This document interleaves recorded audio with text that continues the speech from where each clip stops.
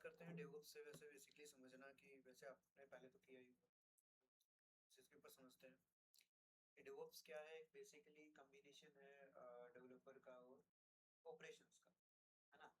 और जो एक कम्बिनेशन यूज किया जा रहा है जस्ट बिकॉज ऑफ कि जो एक डेवलपमेंट और ऑपरेशंस के बीच में गैप आ रहा था, कहीं ना कहीं उसको कवर करने का कोशिश किया गया है by using some of the features of cloud या ऑटोमेशन हम बोल सकते हैं।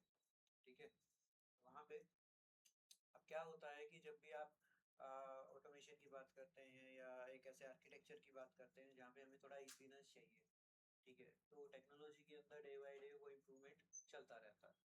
उसके रिगार्डिंग अभी हम डेवलप जब स्टार्ट कर रहे हैं तो सबसे पहली चीज़ हमारे सामने आती है कि स्टार्टिंग पॉइंट हमारा क्या होना चाहिए और क्या क्या चीज़ हम आगे चल के सीखेंगे या कौन से कॉन्सेप्ट के ऊपर हम बात करेंगे। ठीक है, तो आज का जो स्टार्टिंग है वो हम बेसिक्स करेंगे बिल्कुल ही, जिसके अंदर आपको बताया जाएगा कि जीआईटी क्या होता है। ठीक है, जीआईटी हब का यूज़ क्या है, आईडी कनेक्ट कैसे होती है। ठीक है, और एक तरीके से एक इम्प्रोवाइजेशन किस तरीके से किया जाता है या फाइल्स जो हमारी लोकल सिस्टम के अंदर रखी है तो हम अपने लोकल सिस्टम को भी किस तरीके से रेडी करेंगे, स्टेप बाय स्टेप वो पूरा प्रोसेस रहने वाला है।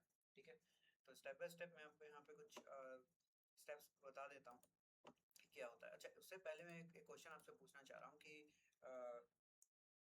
वीसीएस क्या होता है। VCS yes, VCS. will course which virtual code source.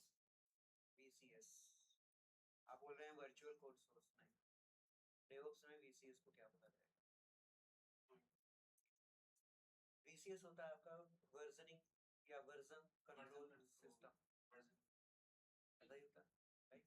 तो वर्जन कंट्रोल सिस्टम का काम क्या है? version control का सर क्या होता है इतना पता है कि हम तो अपना कोड है उसको कैसे पैरेलल में होस्ट कर सकते हैं तो ठीक मैं है, मतलब अपने इंटीग्रेटेड इतना ही बताया है। हाँ ठीक है, अब देखो क्या होता है कि जब हम वीसीएस की बात करते हैं तो वीसीएस का काम क्या है, पहले ये चीज समझनी होती है। ठीक है, तो वीसीएस का काम हमारे पास रहता है कि जो भी कोड्स के अंदर आपने अपडेट किया कभी भी इन फ्यूचर या आपने नया कोड बनाया तो उस कोड के अंदर कहाँ पे चेंजेस,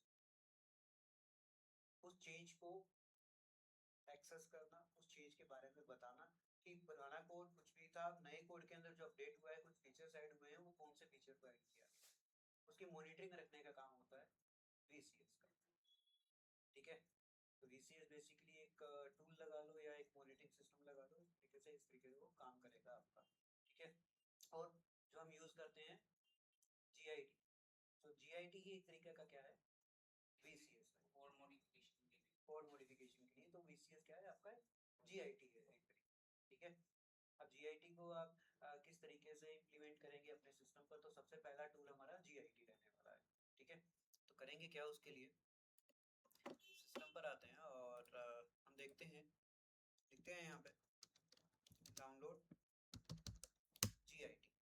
जैसे डाउनलोड जीआईटी करेंगे सबसे पहला हमारे पास वेबसाइट आएगा जीआईटी का। तो बेसिकली जीआईटी करता क्या है, एक इन्वायरमेंट ऐसा क्रिएट कर देता है आपके सिस्टम में कि आप जीआईटी हब के साथ कनेक्ट हो सकते हैं या डोकर्स के साथ कनेक्ट कर सकते हैं, है ना। बहुत सारी चीज़ें आती हैं जीआईटी पे। जैसे ही आप आएंगे तो यहाँ पे आपको मल्टीपल ऑप्शंस शो होंगे इंस्टॉल करने के लिए या डाउनलोड करने के लिए। तो आपके लिए कौन सा बेस्ट ऑप्शन है यहाँ पे डिपेंड करता है आपके ऑपरेटिंग सिस्टम पर। ठीक है, अभी हम विंडोज़ का ऑपरेटिंग सिस्टम यूज़ कर रहे हैं तो उसके लिए इंस्टॉल किया जाता है X64 सेटअप। ठीक है, दूसरा एक ARM64 सेटअप भी है, ये भी विंडोज़ के लिए है ना। तो इन दोनों में डिफरेंस क्या होगा, हम कौन सा डाउनलोड करेंगे या कौन सा इंस्टॉल करेंगे हमारे सिस्टम में।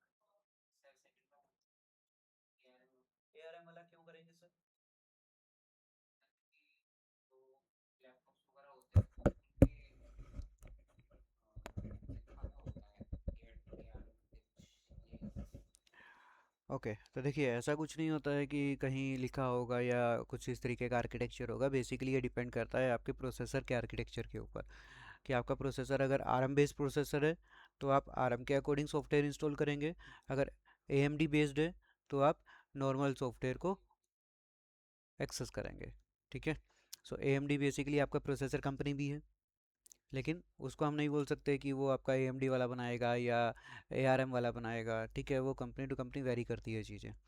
अब हमारे केस के अंदर क्या है, हम एक नॉर्मल विंडोज़ 11 का यूज़ कर रहे हैं और हमें पता है कि हमारा जो प्रोसेसर है वो इंटेल का एक प्रोसेसर है, तो इंटेल के लिए हमेशा AMD का यूज़ किया जाता है। ARM का यूज़ किया जाएगा ऐसे आर्किटेक्चर में जो लाइट वेट हमें काम करना होता है, ठीक है, जस्ट लाइक रोबोटिक्स के अंदर, ठीक है, जहाँ पे बहुत ही लाइट वेट सॉफ्टवेयर चलता है, लाइट वेट ऑपरेटिंग सिस्टम चलता है, जिसके अंदर रैम 500 MB के अंदर काम चल जाता है, 200 MB में काम चल जाता है, ठीक है, या 1 GB तक की रैम में काम चल जाता है, उसमें कोई इतना बड़ा लोड या बर्डन नहीं होता, तो उसके लिए बना है आपके लिए ARM, ठीक है। और AMD बना है हाई परफॉर्मेंस काम करने के लिए। तो इसलिए अब इसको हम डाउनलोड करेंगे, तो जस्ट क्लिक करोगे तो आपका वो डाउनलोड कर देगा, ठीक है। डाउनलोड करने के बाद जब आप इसको इंस्टॉल कर लेंगे, इंस्टॉल करने के बाद कुछ ऐसा आपके सामने ये इंस्टॉलेशन शो होगा, दैट इज़ गिट बैश। तो गिट बैश क्या है, एक तरीके से टर्मिनल है गिट को यूज़ करने का, है ना। तो अब ये गिट करेगा क्या यहाँ पे आपका,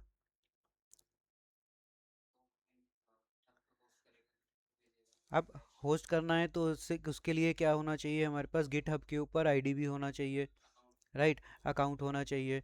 तो सबसे पहला काम तो हमारा ये रहेगा कि इसको कनेक्ट करना है ऑनलाइन अकाउंट के साथ, सबसे पहला काम। तो विदाउट कनेक्शन तो हम काम नहीं कर सकते, तो कैसे कनेक्ट करेंगे, क्या करेंगे, गिट हब पर जाएंगे, बिल्कुल। तो आते हैं हम हमारा गिट हब पर, ठीक है, साइन इन कर लेंगे, अगर आपके पास आईडी है तो ठीक है, वरना हम डायरेक्ट यहाँ पे अपनी आईडी से साइन इन कर सकते हैं, ठीक है। अब ये वेरिफिकेशन कोड आएगा आपकी मेल वगैरह के ऊपर, तो आपको वेरीफाई करना होगा, तो इसको वेरीफाई करते हैं, लेट चेक कि मेल आया है हमारे पास, ओके। सो कोड इज़ 759417, तो ऑटोमेटिक ये वेरीफाई कर देगा और ये ओपन कर देगा, ठीक है। तो अब क्या करना है हमें, जब उसको कनेक्ट करना है गिट बैश को इस आईडी के साथ, तो सबसे पहला काम रहेगा कि आप अपनी प्रोफाइल पर आएंगे, प्रोफाइल में आने के बाद आपका एक यूज़र नेम आपके पास होगा, ठीक है। तो ये यूज़र नेम हमें पता होना चाहिए, आप चाहे तो कॉपी कर ले, याद है तो आप टाइप कर सकते हो, ठीक है। सो फर्स्ट टास्क जो हमारा रहेगा, इसको हम ओपन करते हैं, ठीक है। तो कुछ इस तरीके का आर्किटेक्चर आपके सामने ये आता है। तो हम क्या करेंगे सबसे पहले, जस्ट ए सेकेंड, ओके। तो क्या रहेगा यहाँ पे, अब बेसिकली है तो ये लिनक्स बेस्ड ही है हमारे पास, तो लिनक्स से रिलेटेड हम कमांड्स वगैरह यहाँ पे एग्जीक्यूट कर सकते हैं, है ना। अगर आप इसका प्रेजेंट वर्किंग डायरेक्टरी भी चेक करते हैं, तो हम कहाँ पे काम कर रहे हैं, सी के अंदर यूजर्स, यूजर्स के अंदर GRV के नाम का एक फोल्डर है, हम इसकी होम डायरेक्टरी के अंदर काम कर रहे हैं एक तरीके से, है ना। तो अब अगर मुझे यहाँ पे इसको इम्प्लीमेंट करना है, उस आईडी के साथ कनेक्ट करना है, तो क्या कमांड हम यूज़ कर सकते हैं, भूल गए हो, चलो कोई दिक्कत नहीं है, तो स्टेप बाय स्टेप हम देखते हैं, आते हैं यहाँ पे। सो बेसिकली कुछ बेसिक्स मैं आपको और बता देता हूँ कि जो आपका आ, ये डेवऑप्स है वो बेसिकली क्या करता है, मल्टीपल टास्क जब एक साथ काम करते हैं तो उस नेचर को हम डेवऑप्स बोलते हैं, ठीक है।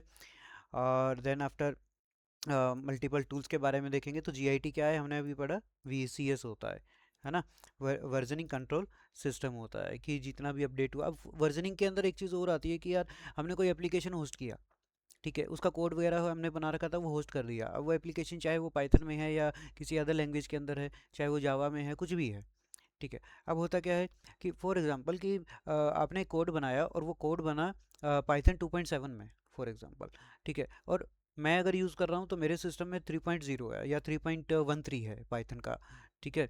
तो इस केस में क्या आपका कोड काम कर पाएगा 3.13 पे, तो सिस्टम सपोर्ट नहीं करेगा। तो अब क्या है कि हम एज ए डेवलपर काम कर रहे हैं, हम एज ए इम्प्लीमेंटर काम कर रहे हैं यहाँ पे, तो हमारे पास एक इन्वायरमेंट ऐसा क्रिएट होना चाहिए जो मल्टीपल टास्क को सपोर्ट करे या मल्टीपल वर्जन्स को सपोर्ट करे।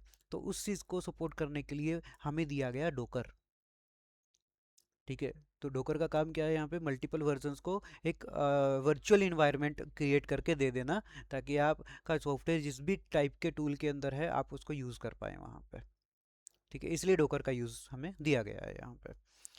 सो एनसिबल होगा, टेराफॉर्म, कुबरनेटिक्स और आगे चलते हुए जो भी हमारे पास टूल्स रहेंगे वो हम करते रहेंगे।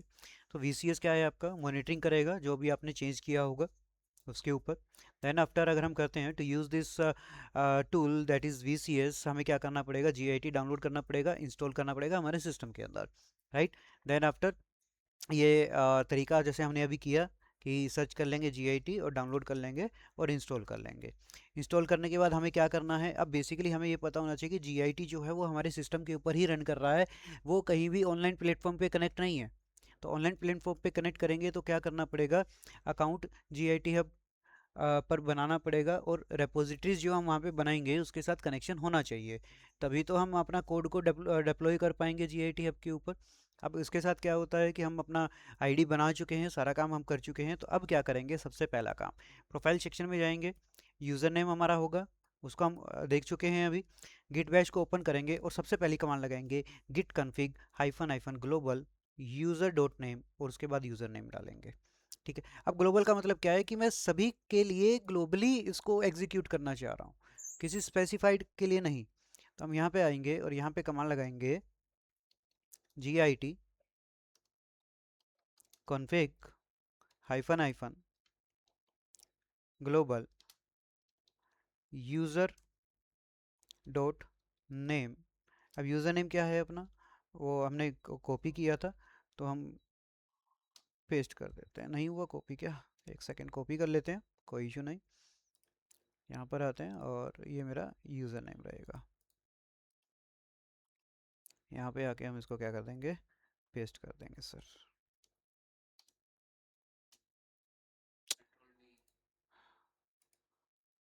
ठीक है। यहाँ से इसको बाकी जो एक्स्ट्रा है रिमूव कर दिया जाएगा, ठीक है। तो ये हमने अपना फर्स्ट टास्क को कंप्लीट किया, G I T config global user dot name, एक यूज़र नेम को हमने ऐड कर दिया इसके साथ, और जैसे ही हम इसको एंटर करेंगे, ठीक है, कोई एरर नहीं। अब चेक करने के लिए हमारे पास कमांड होती है G I T config hyphen hyphen list, hyphen hyphen list. तो हम लिस्ट को चेक करते हैं तो आपको यहाँ पे मिलेगा एक यूज़र नेम क्या है जो अभी हमने ऐड किया, ठीक है। इसी के साथ अगर एक चीज़ और देखेंगे तो यहाँ पे डिफ़ॉल्ट ब्रांच हमें मिलता है दैट इज़ मास्टर। तो क्या मास्टर की ब्रांच से कोई काम हो सकता है यहाँ पे, बिल्कुल भी नहीं, क्योंकि गिटहब जो है वो मेन ब्रांच के ऊपर काम करता है, मास्टर पर नहीं काम करता, ठीक है। हाँ, ठीक है। तो मास्टर का तो सिर्फ ये है कि यहाँ पे ये आपके सिस्टम के अंदर इंस्टॉल्ड है तो ये अपने आप को मास्टर एग्जिस्ट करवा रहा है, ठीक है। बट हमें कहाँ पे यूज़ करना है, इसका गिटहब के ऊपर यूज़ करना है। तो गिटहब के ऊपर अगर हम यूज़ करेंगे तो उसका हमें चेंज भी करना पड़ेगा, यानी कि ब्रांच चेंज करना पड़ेगा। तो ब्रांच किस में लेके आना पड़ेगा, हमें मेन में लेके आना पड़ेगा, ठीक है। तो वो भी हम देखेंगे कि किस तरीके से इसकी ब्रांच को चेंज किया जा रहा है, ठीक है। एज इट इज़ अगर आपके पास है आपकी मेल आईडी, तो वो भी अगर आप ऐड करना चाह रहे हैं तो आप अपनी मेल आईडी को भी ऐड कर सकते हैं। तो इसके साथ जो मेरी मेल आईडी कनेक्ट है वो मैं डाल देता हूँ, मुझे पता है बेसिकली। तो सिंपल उसके लिए भी क्या करेंगे, git config hyphen hyphen global, ठीक है। उसके बाद क्या करेंगे, यूज़र डॉट ईमेल, और उसके बाद अपना ईमेल डाल देंगे जो कि मेरे केस में है ये वाला मेल, ठीक है, क्लियर। एंटर कर देंगे, फिर से एक बार चेक करके देखते हैं तो एक मेल भी हमने यहाँ पे कॉन्फ़िगर कर दिया है अपना, ठीक है। तो एक तरीके से ये कनेक्ट हो गया होगा मेरी आईडी के साथ, ठीक है। अब फर्स्ट जब हम अपना इम्प्लीमेंटेशन करते हैं तो देखते हैं कि मैं यहाँ पे एक अपना फोल्डर क्रिएट कर देता हूँ जहाँ पे हम अपना डिप्लॉय करेंगे, ठीक है। लेट्स क्रिएट अ फोल्डर और नाम हम दे देते हैं इसका डेव करके एक नाम दे देते हैं, ठीक है। अब मैं चाहता हूँ कि भाई मेरा इसका ये जो फ़ोल्डर है ये मेरा डेस्टिनेशन फ़ोल्डर है या ये मेरा सोर्स फ़ोल्डर है जहाँ पे मैं अपना कोड बनाऊँगा, ठीक है। तो एक काम करते हैं, यहाँ पे आके एक नॉर्मल सी कोडिंग कर लेते हैं, या कहीं से भी आपको अगर वेबसाइट वगैरह की कोडिंग है या कोई एप्लीकेशन की कोडिंग है आप यहाँ पे डाल सकते हो। तो मेरे केस में मैंने यहाँ पे क्या किया है कि सिंपल एक नोटपैड की फ़ाइल ली है, नोटपैड की फ़ाइल के अंदर मान लो कि हमने कोई भी नाम लिख दिया यार यहाँ पे, ठीक है। मान लेते हैं कि मैंने यहाँ पे एक H1 टैग का यूज़ किया और उस टैग के अंदर मैंने लिख दिया hello I am learning DevOps, ठीक है। और इस टैग को बंद कर देंगे कौन से वाले को, H1 को। क्या ये ठीक लिखा है? चलो कोई दिक्कत नहीं। अब मैं इसको सेव करता हूँ, लेकिन अभी मैं इसको सेव तो कर दिया है, ठीक है, लेकिन क्या होगा भाई, इसका जो है एक्सटेंशन मुझे पता होना चाहिए कि इसका बाय डिफ़ॉल्ट एक्सटेंशन वैसे तो टेक्स्ट है क्योंकि हमने नोटपैड लिया है। तो हम क्या करेंगे, यहाँ पे व्यू के अंदर जाके शो करेंगे फाइल नेम एक्सटेंशन, तो .txt है राइट। तो हम इसको रीनेम कर देंगे यहाँ पे, और रीनेम करके हम हमारी फाइल का नाम डाल देंगे, for example file dot HTML, ठीक है। अब अगर इस HTML फाइल को मैं ओपन करता हूँ तो यहाँ पे लिखा आ रहा है, ठीक है, तो मतलब मेरा ये फाइल तो यहाँ पे काम कर रहा है, बट यहाँ पे कैसे आएगा, वो रेपो किस तरीके से क्रिएट होगा, तो उसके लिए हम आते हैं अपना होम पर। तो आपको यहाँ पे दिख रहा है कि एक न्यू का ऑप्शन है, ठीक है। तो क्या करेंगे, इस न्यू के ऑप्शन पे क्लिक करेंगे, रेपो का नाम डालेंगे यहाँ पे, ठीक है। तो रेपो का क्या नाम आप सजेस्ट कर रहे हैं यहाँ पे, तो यहाँ पे हम करते हैं फर्स्ट कोड के नाम से, या सिंपल ही फर्स्ट लिख देते हैं, ठीक है। तो क्या लिख देते हैं, फर्स्ट, ठीक है। फर्स्ट के नाम से मैंने यहाँ पे रेपो बनाई, आप कोई भी यहाँ पे नाम लिख सकते हैं, डिस्क्रिप्शन आप कुछ भी दे सकते हैं। फॉर एग्जांपल डिस्क्रिप्शन मैंने यहाँ पे लिख दिया, this is my first repo करके, ठीक है। विजिबिलिटी आप पब्लिकली देना चाह रहे हैं या प्राइवेटली देना चाह रहे हैं, यहाँ से सिलेक्शन कर सकते हैं। रीडमी फाइल को ऐड करना चाहते हैं तो आप इसको ऐड भी कर सकते हैं, ठीक है। देन आफ्टर लाइसेंस वगैरह के बारे में हम बाद में बात करेंगे, कैसे ऐड होता है, क्या चीज़ें आपकी काम करती है। क्रिएट रेपो के ऊपर क्लिक कर देंगे तो एक रेपोजिटरी हमारी क्रिएट हो जाएगी यहाँ पे। तो जैसे ये रेपोजिटरी क्रिएट होगा, अब देखो कि इसने एक यूआरएल बना दिया यहाँ पे कुछ इस तरीके से, ठीक है। github.com एक यूज़र नेम आ गया, यूज़र नेम के बाद रेपो का नेम आ गया, ठीक है। और डेवऑप्स के अंदर इस यूआरएल को क्या बोला जाता है, ओरिजिन बोला जाता है। क्या बोला जाएगा, ओरिजिन बोला जाएगा, ठीक है। अब इसने बताया कि भाई आपको कुछ ना कुछ ये कमांड्स बेसिक दी गई हैं, तो इनका यूज़ एक बार आपको करना ही पड़ेगा क्योंकि आप फर्स्ट टाइम पे कर रहे हैं। तो कोई भी नई रेपो बनेगा फर्स्ट टाइम पे इनिशियलाइज तो करना पड़ेगा हमें, राइट। अब इनिशियलाइजेशन स्टेट की बात करते हैं, तो क्या क्या हम यहाँ पे करेंगे, लेट्स चेक कि हमारे पास रेपो क्रिएट कर दिया, डिस्क्रिप्शन ऐड कर दिया, पब्लिक प्राइवेट हमने सेलेक्ट कर दिया और क्रिएट रेपो पे क्लिक कर दिया है।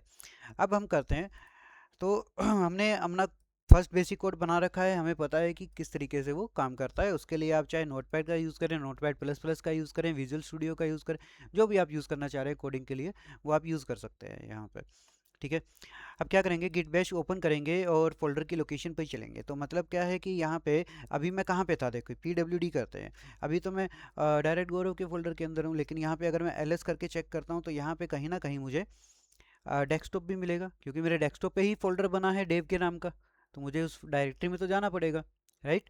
तो उस डायरेक्टरी में कैसे एंट्री करेंगे, CD करेंगे और क्या लिखेंगे, डेस्कटॉप, डेस्कटॉप के अंदर देव, ठीक है। तो यहाँ पे आ गया हूँ मैं, LS करता हूँ तो वो फाइल है मेरे पास, राइट, फाइल डॉट HTML के नाम से।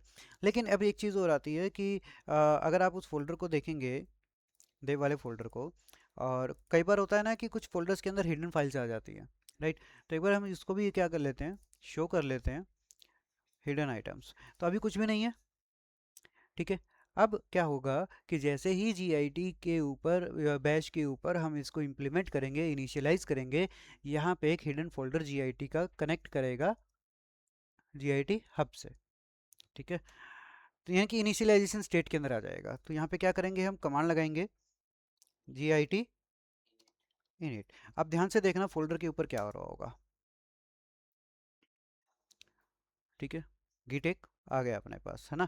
और यहाँ पे भी क्या कर रहा है, ये इनिशियलाइज एम्प्टी गिट रेपोजिटरी, क्योंकि ये हमारा फर्स्ट टाइम पे है तो एम्प्टी ही होगा एक तरीके से, है ना। अब हमें स्टेप बाय स्टेप क्या फॉलो करने हैं, इनिट कर दिया हमने, इनिट से क्या करेगा, इनिशियलाइज कर देगा गिट को इस फोल्डर के अंदर। देन आफ्टर क्या करेगा, शो करेगा कि आप मास्टर के अंदर हैं। अगर आप देखेंगे तो यहाँ पे मास्टर के अंदर आप आ गए हैं, क्योंकि ये इसकी बाय डिफ़ॉल्ट क्या है, ब्रांच है, ठीक है। अब इस ब्रांच को चेंज करना है तो हम यूज़ कर सकते हैं GIT-M और ब्रांच का मेन ब्रांच में जाने के लिए, यानी कि मेन ब्रांच इनिशियलाइज करने के लिए हमें वो चेंज करना पड़ेगा, ठीक है। अब यहाँ पे क्या करते हैं, मास्टर तो हमारा ठीक है, बट डिफ़ॉल्ट ब्रांच नेम भी मास्टर ही होता है, लेकिन हमें इसको आगे चल के चेंज भी करना पड़ेगा। अब नेक्स्ट कमांड हमारे पास आती है गिट ऐड करके। तो देखो मल्टीपल ऑप्शन आपके पास है कि आप ये एक फाइल को ऐड करना चाह रहे हैं या मल्टीपल फाइल्स को ऐड करना चाह रहे हैं। तो अगर मैं यहाँ पे कर देता हूँ गिट ऐड और फाइल नेम डाल देता हूँ, फाइल क्या नाम है हमारा, file dot H T M L. अगर ये डाल देता हूँ तो एक ही फाइल ऐड होगा, बट हो सकता है कि मेरी कोडिंग्स के अंदर बहुत सारी फाइल्स एंड फोल्डर्स हो, मुझे सारा ही एक बार के अंदर करना है, तो क्या यूज़ करेंगे, डॉट का यूज़ करेंगे। तो क्या लिखेंगे यहाँ पे, गिट ऐड डॉट लिख देंगे और एंटर कर देंगे। क्लियर इतना? तो अब क्या होगा कि गिट के अंदर ये वाली फाइल मेरी क्या हो गई है, ऐड हो गई है। ठीक है, आगे चल के हम क्या करेंगे, चेंज करते हैं कुछ और वैल्यूज़ को। तो चेंज करने के लिए सबसे पहली चीज़ आती है कमिट। अब ये कमिट का मतलब क्या है, बता सकते हो? जैसे मैंने यहाँ पे लिखा git कमिट -m और यहाँ पे आके मैं एक वैल्यू डालता हूँ, इस कमिट का मतलब क्या है?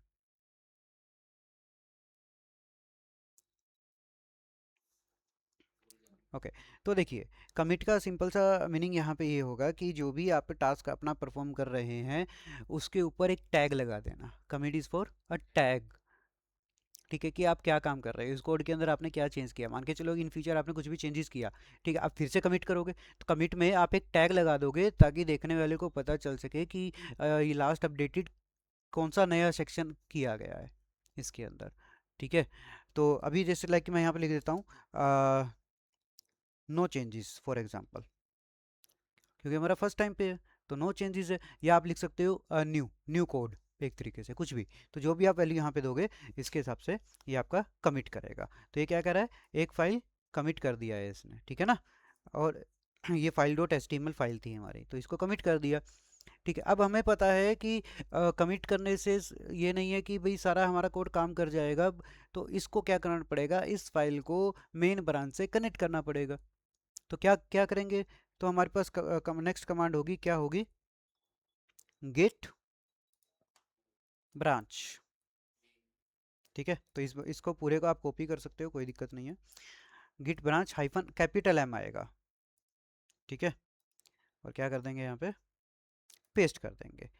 ठीक है, तो अब जैसे ही आप ये एंटर करेंगे मास्टर की जगह पे आपको क्या शो होगा, मेन शो हो जाएगा यहाँ पे। ठीक है, चलो एक बार इसको क्लियर करते हैं। तो अब आप मेन के अंदर भी आ गए हैं, सारा आपने काम कर लिया है। अब आपको क्या करना है, आपको रिमोट ऐड करना है, ओरिजिन क्या करना है, ओरिजिन ऐड करना है, मतलब यूआरएल ऐड करना है, राइट। तो यूआरएल हम डाल देते हैं। यूआरएल डालेंगे तो अपने ब्राउज़र पर आते हैं, तो यूआरएल था हमारे पास, नीचे है ना गिट रिमूव हाँ नीचे से भी आप कर सकते हो, ये रहा, कोई दिक्कत नहीं है। आप इसको कॉपी कर लीजिए या पूरी कमांड को कॉपी कर लीजिए। ये बस आपको कब मिलेगा, फर्स्ट इनिशियलाइजेशन के टाइम पे मिलेगा, लेकिन जैसे ही आपका वो बन गया, रेपो बन गया, तो लिमिटेड कमांड आपकी यहाँ पे सेट हो जाएगी। हर बार क्या होगा, हर बार आपको ओरिजिन ऐड करना पड़ेगा, ब्रांच ऐड करना पड़ेगा और डायरेक्ट पुश करना पड़ेगा। ठीक है, ये कब है, push an existing repository from the command line. अगर आपके पास कोई रेपो है उसको पुश करना है तो आप डायरेक्ट करोगे, अभी नहीं था तो हमने बना के किया, इनिट किया फर्स्ट टाइम पे। अगर पहले से बना हुआ है तो वो इनिट तो है ही पहले से, ठीक है ना। इसके बाद ये सारी चीज़ आपकी काम करेगी। अब चेक करते हैं, हमने यहाँ पे पेस्ट करना है हमारा लिंक। ठीक है, एंटर कर देंगे तो ये भी हमारा क्या हो गया है, ऐड हो गया है यूआरएल इसके अंदर। तो इससे क्या होगा कि गिट बैश को पता चलेगा कि पर्टिकुलर जो फाइल डॉट एचटीएमएल है वो कौन सी रेपो में डालना है। ठीक है, इससे इसको पता चल गया है यहाँ पे। अब लास्ट हमारे पास क्या आता है, git पुश कर देंगे, किसको करेंगे, यूनिक को करेंगे, ओरिजिन। ओरिजिन क्या है हमारे पास, मेन के अंदर करेंगे। ठीक है, अब हाइफन यू यूनिक क्यों यहाँ पे लिख रहे हैं, क्योंकि भाई जो अपडेटेड है मैं उसी को ही पुश करना चाह रहा हूँ एक तरीके से। कहाँ पे पुश करना है, मेन के अंदर पुश करना है। ठीक है, तो ये थोड़ा सा टाइम लेगा, तब तक हम यहाँ पे आके रिफ्रेश करते हैं इसको। देखो अब ये फर्स्ट टाइम पे कर रहा है, तो फर्स्ट टाइम पे हमेशा क्या करेगा, ये ऑथेंटिकेशन मांगेगा। ये देखो ये आ गया ऑथेंटिकेशन, कि भाई ऑथेंटिकेशन करो कि आप फर्स्ट टाइम पे कर रहे हो, तो अगर आपका अकाउंट सही है तो हम आगे प्रोसेस करेंगे, वरना नहीं करेंगे। तो हम डायरेक्टली यहाँ पे क्लिक कर सकते हैं बाय ब्राउज़र और विद ए कोड। अगर कोड से करते हो तो थोड़ा सा ये कॉम्प्लिकेट चीज़ें पूछता है, बट हम डायरेक्ट कर लेते हैं, कोई दिक्कत नहीं है।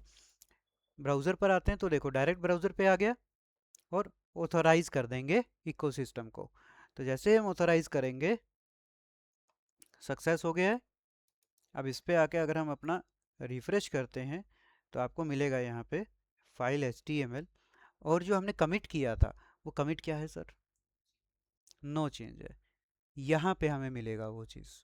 ठीक है, अब मान लो कि इसके अंदर आपने कुछ भी अपडेट किया, अपडेट करने के बाद फिर से आप क्या करेंगे, गिट कमिट करेंगे। गिट कमिट करने के बाद आप अपना नया अपडेट का इन्फॉर्मेशन डालेंगे कोड्स के अंदर कि भाई ये नया अपडेट यहाँ पे है। ठीक है, तो ये कोड पूरा आ जाएगा आपके पास, आप इसको ओपन करके देख सकते हैं। तो ये कुछ इस तरीके की वैल्यू आपको दिखाएगा कि भाई इस कोड के अंदर ये वाली वैल्यू है। वो पूरा कोड जैसे आ जाता है GIT हब के ऊपर, हम मल्टीपल सॉफ्टवेयर टूल्स में देखते हैं, तो ये आपका पूरा फाइल आ जाएगा। ठीक है, ऐसे ही देखो ब्रांचेस हैं इसके अंदर। अभी तो मेन ब्रांच है, डिफ़ॉल्ट के ऊपर काम कर रहे हैं, आगे चल के हम और भी देखेंगे कि ब्रांचेस बाय ब्रांचेस किस तरीके से डिवाइड करेंगे या किस तरीके से हम कनेक्ट करेंगे आपस में उनको। ठीक है, तो एक बार फिर से आते हैं कोड पे। अब जैसे नो चेंजेस था, तो नो चेंजेस के अंदर जब आप चीज़ें देखोगे तो वो सिर्फ आपको क्या दिखाएगा, वो सिर्फ दिखाएगा चेंज्ड वैल्यू। अभी तक तो हमने कुछ किया ही नहीं था, बट इन फ्यूचर हम कोई भी चेंज करते हैं और आपके कमिट के ऊपर हम क्लिक करते हैं आगे, तो वो बताएगा कि ये नया चेंज ये वाला कोड हुआ है, उससे पहले तो पुराने वाला था। ठीक है, तो वो सिर्फ चेंज वैल्यू दिखाएगा। अब ये कौन कर रहा है बैकग्राउंड में? VCS, वर्जनिंग कंट्रोल सिस्टम, क्योंकि वही तो बता रहा है, वही तो मॉनिटर कर रहा है हर एक चीज़ को। क्लियर? इसमें कोई डाउट अभी? तो कुछ चीज़ें रिकॉल हो रही हैं। चलो, रिकॉर्डिंग के बाद डाउट्स। कोई दिक्कत नहीं। अब क्या कर सकते हैं, देखो ये हमने अभी देखा कि जब भी हम अपने पहले कोड को पुश करेंगे या नए कोड को पुश करेंगे, फर्स्ट टाइम पे जब ये चीज़ें कर रहे हैं तो क्या करेगा, वेरिफिकेशन के लिए बोलेगा जो अभी हमने किया। ठीक है, देन आफ्टर ये एक सिंपल सा नोट है यहाँ पे कि हम गिट का यूज़ कर ही क्यों रहे हैं। ठीक है, गिट का यूज़ किस लिए कर रहे हैं कि भाई हमारे पास कोई भी कोड है, ठीक है, अब कुछ टाइम के बाद मुझे उस कोड का अपडेट भी तो करना है, तो अपडेट वगैरह कर लेंगे, वो सारे काम हो जाएंगे, बट हम चाहते हैं कि मेरा जो प्रेजेंट कोड है, प्रीवियस कोड है, वो चेंज नहीं होना चाहिए, उसके अंदर कोई प्रॉब्लम नहीं आनी चाहिए। क्योंकि देखो कई बार ऐसा भी होता है कि यार हम कोई कोड लिख रहे हैं, हमने बना दिया, मेरा वो कोड सही तरीके से काम कर रहा है, मेरा एप्लीकेशन, मेरी वेबसाइट सही चल रही है। अब इन फ्यूचर मैंने कुछ चेंजेस किया, हो सकता है उस चेंजेस के अंदर कहीं पे कोमा गलत हो गया, कहीं पे ब्रैकेट गलत हो गई, या कहीं पे एक स्ट्रक्चर मैंने गलत टाइप कर दिया, तो मेरा जो प्रीवियस कोड है वो भी तो हैम्पर होगा, राइट? अब वो हैम्पर नहीं होना चाहिए, वो हैम्पर होगा तो प्रॉब्लम है उसमें। तो इसके लिए हम क्या करते हैं, गिट का यूज़ करते हैं, और फीचर जो हमको देता है, क्या देता है, ब्रांच का फीचर देता है। तो ब्रांच किसके लिए यूज़ हो रहा है? मेन को छोड़ के अगर आप अदर ब्रांच के अंदर बना के काम करेंगे तो मेन कोड आपका एज इट इज़ है, एग्जीक्यूशन करके आप टेस्ट कर सकते हो किसी दूसरी ब्रांच के अंदर उसको, इसका यूज़ होता है। तो अगर आपका टेस्ट ब्रांच जो आपने बनाया होगा उसके अंदर आपका नया कोड सक्सेसफुली एग्जीक्यूट हो रहा है, कोई भी प्रॉब्लम नहीं है, फिर आप क्या कर सकते हैं, उस नए कोड को मेन ब्रांच वाले कोड से रिप्लेस कर सकते हैं। इसलिए हम इस पूरे आर्किटेक्चर का यूज़ कर रहे हैं यहाँ पे। क्लियर है? ये कुछ इस ऐसा है कि आपने जैसे अभी डेस्कटॉप के ऊपर डेव के नाम का फोल्डर बनाया था, उस फोल्डर के अंदर आपका मेन कोड चल रहा है। ठीक है, तो वो आपकी मेन ब्रांच के हिसाब से चल रहा है। ठीक है, अब मान के चलते हैं कि मेरे को अपडेट करना था, तो मैं क्या करूँगा भाई, मेरे मेन कोड को कॉपी करके दूसरे फोल्डर में डाल दूंगा, वहाँ पे टेस्टिंग कर लूँगा। तो ब्रांचेस भी यही तो काम कर रही हैं कि आपका मेन कोड का एक कॉपी आपने सेकंड ब्रांच के अंदर डाल के रख दिया, और वहाँ पे आप अपना टेस्टिंग कर रहे हो, टेस्टिंग सक्सेसफुल होते ही उसको मेन ब्रांच से कनेक्ट कर रहे हो। ठीक है, तो ये है आपका बेसिक्स डेवऑप्स का। अब इसके अंदर कोई और प्रॉब्लम है तो बताइए। अब देखो अबाउट के अंदर जैसे मैंने डाला था यहाँ पे description, this is my first repo, और ये पूरी डिटेल इस तरीके से आपको मिलती रहेगी। अब देखो रीडमी हमने ऐड नहीं किया था, बंद किया था, अगर करते तो हम यहाँ पे यहाँ से भी वैसे रीडमी आप ऐड कर सकते हैं भाई। उसके बारे में क्या हम बना रहे हैं वो हम पूरा लिख सकते हैं यहाँ पे। डिस्क्रिप्शन एक पूरा अगर आप डालना चाह रहे हो तो आप यहाँ से भी डाल सकते हो। ठीक है, तो आज एक बार इतना ही करते हैं, एक बार इतने की प्रैक्टिस करो। ठीक है।